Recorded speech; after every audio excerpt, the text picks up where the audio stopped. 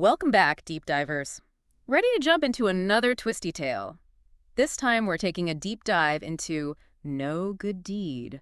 Ever get that feeling, like you just stumbled upon a show and it completely sucks you in? This is one of those, for sure. Dark comedy gold. Picture this. Sunny Los Angeles, beautiful homes, and a couple, Lydia and Paul, trying to sell their place in Los Feliz. Sounds pretty normal, right? No, not quite.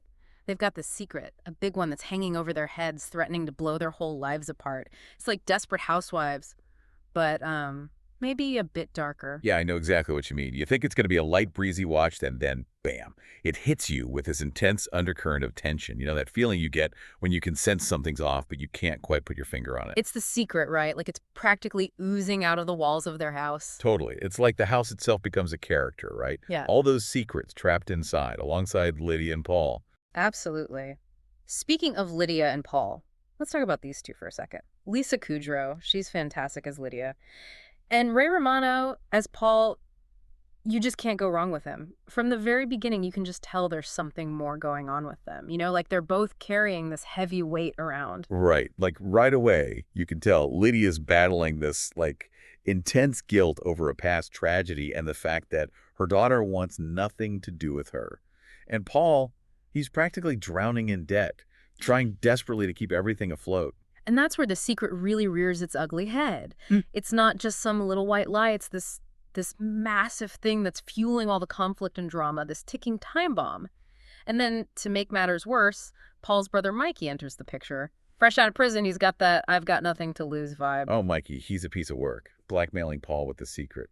Talk about adding fuel to the fire, the lengths these characters will go to protect themselves. It really makes you think, doesn't it? About how far we'd go to protect our own secrets. And the show doesn't shy away from that moral ambiguity. It's not all black and white. It's really exploring those shades of gray. Yeah, and that's what elevates it, right? It's not just some goofy, dark comedy. It really digs into these characters, making them feel real, flawed, human. You can see their vulnerabilities, their struggles, and even if you don't agree with their choices, you get it. You understand why they're doing what they're doing. And then you've got this whole cast of potential buyers coming through their house, each with their own baggage, adding another layer to the story. Luke Wilson as an aging soap star hiding from his past. Teyona Paris as a pregnant wife keeping secrets of her own. Talk about intriguing. Oh, and you can't forget Leslie and Sarah. Abby Jacobson and Poppy Lou are fantastic together. They bring this refreshing energy, like a breath of fresh air amidst all this darkness.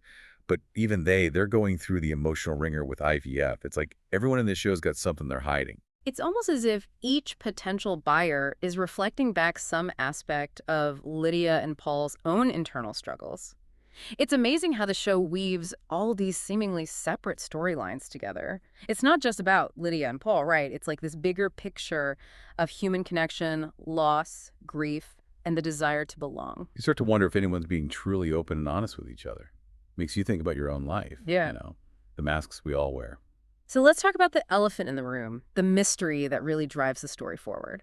The death of Lydia and Paul's son, Jacob. For the longest time, they believed their daughter Emily is to blame, and that belief just ripped their family apart.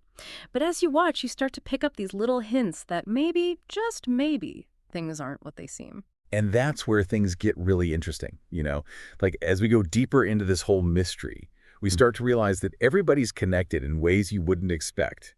Even those characters who seem like they're just, on the sidelines. Remember Dennis and Carla? Yeah. The couple who are all set to become parents. Well, their story, it ties into the mystery of Jacob's death in a way that totally flips the script. Right. It's like, whoa, didn't see that coming. Yeah. The writers are so clever how they weave everything together. It's like they're playing this giant game of chess, moving each piece into place for the big reveal. Speaking of big reveals, we have to talk about Margot. Married to JD, whose career is tanking. She's dealing with her own infidelity. At first you think, oh, it's just another marriage on the rocks. But then things get complicated when her connection to Jacob's death starts to surface. It's crazy, right? And this is where no good deed really shines. It's not just about solving a mystery. It's about the fallout, the emotional wreckage that secrets and guilt leave behind. Margot's story, it really gets to you. She's both a victim and someone who did a terrible thing. And her actions, While not exactly excusable, they come from this place of fear, this desperate need to protect herself. Yeah, like you can't help but feel for her, even though you know she made some really bad choices. And that's what I love about this show. It doesn't give you easy answers. There are no clear-cut heroes or villains, just people making decisions, some good, some not so good, when they're backed into a corner. And when the truth about Jacob's death finally comes out, it's not this neat and tidy resolution. It hits you hard, like a punch to the gut. It makes you question everything you thought you knew about these characters. Absolutely. And the writers, they don't sugarcoat the emotional impact of it all. We see these characters wrestling with what they've done, the pain they've caused, and this possibility, this fragile hope of forgiveness and maybe even redemption.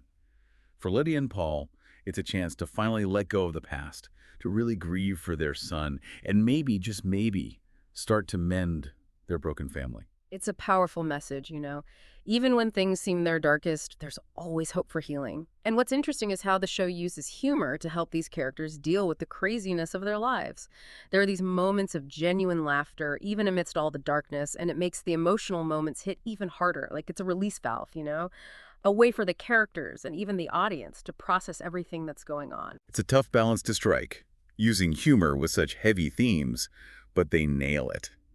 And I think it speaks to the show's understanding of human nature. We laugh, we cry, we mess up, and sometimes the only way to get through it all is to find the funny side of things. Remember that scene where Lydia's trying to sell Mikey her piano? He's more interested in dissecting some pop song lyrics. Dark, funny, and so typical of how no good deed blends humor and heartbreak. It's those unexpected moments of humor that keep you hooked. One minute you're laughing, the next you're on the edge of your seat. And for you, dear listener, I think this show is an invitation to step outside your comfort zone, you know? To explore the messy side of human nature and ask yourself some tough questions about what you would do in these situations. How far would you go to keep a secret? Would you sacrifice your own happiness to protect someone you love? These are the kinds of questions that stay with you long after the show ends. And that's what makes it so good, right? No good deed. It doesn't wrap everything up in a nice little bow. It leaves you thinking, questioning your own beliefs like, what would I do if I was in that situation? It definitely stays with you. And a big part of that is the acting. I mean, Lisa Kudrow and Ray Romano, they're incredible. They bring so much depth to their characters. Lydia and Paul, they feel like real people, you know?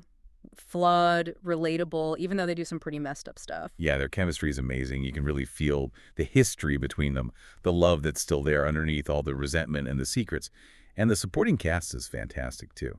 Every character, even the ones with just a few scenes, they feel real, like they have a whole story of their own. You know what surprised me? How well the show blends all these different genres. It's dark comedy, family drama, mystery, even a bit of a thriller all mixed together.